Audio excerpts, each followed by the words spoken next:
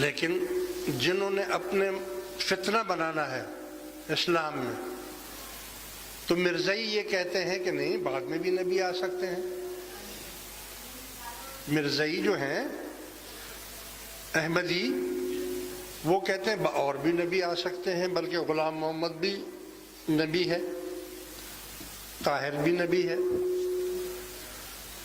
تو وہ کہتے ہیں یہ آیت شریف کیا ہے؟ بولا یہ اس آیت شریف کا یہ مطلب تھوڑی ہے، خاتم النبیین کہا ہے نا، تو ختم تو مہر کو بھی کہتے ہیں، ختم مہر کو بھی کہتے ہیں۔ تو بھائی تم نے مہر کا یہ ترجمہ تو لے لیا، اور توریت، زبور، انجیل، قرآن اور 1,24,000 انبیاء اور صحابہ کرام اور اجماع امت، اس سب کے خلاف تم فتویٰ دے رہے ہو کہ ہاں نبی ہو سکتا ہے۔